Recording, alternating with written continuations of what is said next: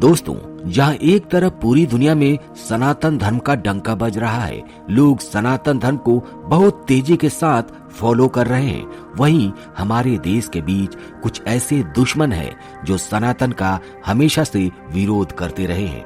आपको याद होगा, बिहार के शिक्षा मंत्री डॉक्टर चंद्रशेखर ने रामचरितमानस को नफरत फैलाने वाला ग्रंथ बताया था। अनेकों गालियां दी गई। एक युग में मनुस्मृति, दूसरे युग में रामचरितमानस और तीसरे युग में गुरु गोवलकर का बंच ऑफ थॉट। ये दुनिया को हमारे देश को, समाज को नफरत में बांटती है। उन्होंने पटना में नालंदा ओपन विश्वविद्यालय के दीक्षांत समारोह में छात्रों को संबोधित करते हुए रामचरितमानस को समाज को बांटने वाला ग्रंथ कहा था। बिहार के शिक्षा मंत्री के इस बयान के बाद देश में सियासत गर्मा गई थी। दोस्तों, ऐसे नेताओं के बयान को सुनकर लगता है कि यार, इन्हें किसने शिक्षा मंत्री बनाया? जिसने बनाया उसका भी कोई शिक्षा से दूर दूर तक लेना नहीं था, और इनका तो है ही नहीं। आप सोचिए, जिसके दिमाग में गोबर भरा पड़ा हो, अगर वो मुख खोलेगा तो क्या निकलेगा? गोबर ही निकलेगा। जिस रामचरितमानस को हम बचपन से पढ़ते आ रहे हैं, उसको फॉलो कर रहे हैं। भगवान श्री राम को मर्यादा पुरुषोत्तम भगवान श्री राम यूं ही नहीं कहा जाता। उन्होंने न जाने कितनी ही मर्यादा इस समाज में स्थापित की है, और उसी के रामचरितमानस को तुम बांटने वाला कहते हो। दोस्तों, इनके बारे में आपके क्या विचार हैं? कमेंट करके जरूर बताइएगा। दूसरे नेता के बारे में आप सभी जानते हैं। जी हाँ, स्टालिन, उदयनिधि स्टालिन। उन्होंने कहा था कि ऐसी कुछ चीजें होती हैं जिनका विरोध करना काफी नहीं होता, हमें उन्हें समूल मिटाना होगा। मच्छर, डेंगू बुखार, मलेरिया, कोरोना, ये ऐसी चीजें हैं जिनका हम केवल विरोध नहीं कर सकते, इन्हें मिटाना होगा। और इन्होंने इस बीमारी को सनातन धर्म से कंपेयर किया था। दोस्तों, हंसी आती है ऐसे मूर्ख लोगों के मूर्खता भरे बयान पर। रावण के अहंकार, बाबर के अत्याचार भी नहीं मिटा पाए सनातन धर्म को। जी हाँ, सनातन वही है जो हमेशा से है और हमेशा रहेगा। वही तो सनातन धर्म है जिसका ना आदि है ना अंत है।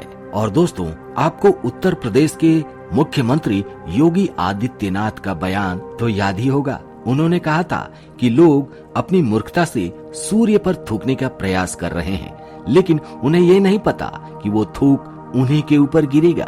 रावण, हिरण्यकश्यप और कंस ने ईश्वरीय सत्ता को चुनौती दी थी, लेकिन उनका सब कुछ मिट गया। कुछ नहीं बचा, पर ईश्वर बचा और आज भी है। सनातन धर्म सत्य है जो कभी मिट नहीं सकता। उस समय देश में सनातन धर्म को लेकर बहस थमने का नाम नहीं ले रही थी। एक के बाद एक बयान आ रहे थे।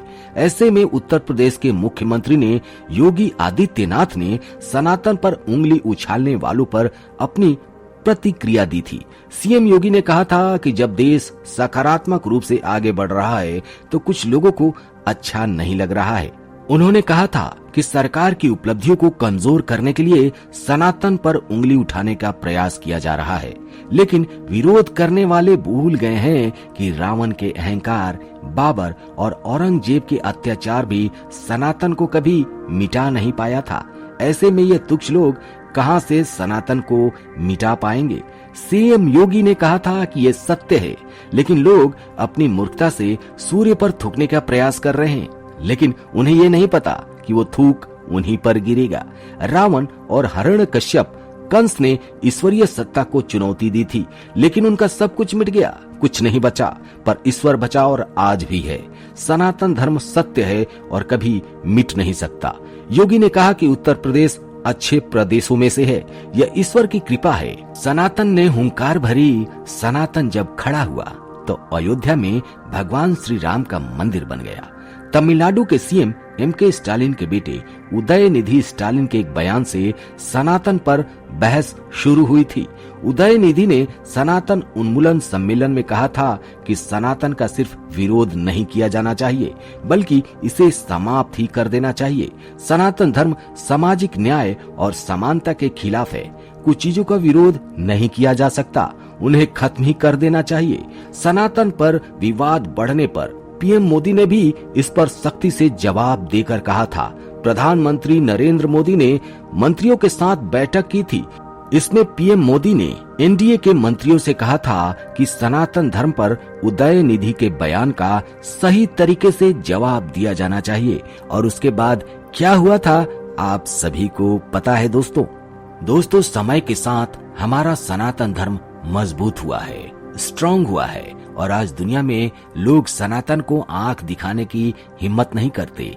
आज सनातन धर्म को मानने वाले लोग जाग चुके हैं, उन्हें पता है कि उन्हें क्या करना है। तो दोस्तों, फिलहाल आज के वीडियो में इतना ही। मिलते हैं आपसे अगले वीडियो में एक नए टॉपिक के साथ। तब तक के लिए जय हिंद, जय भारत, जय सनातन।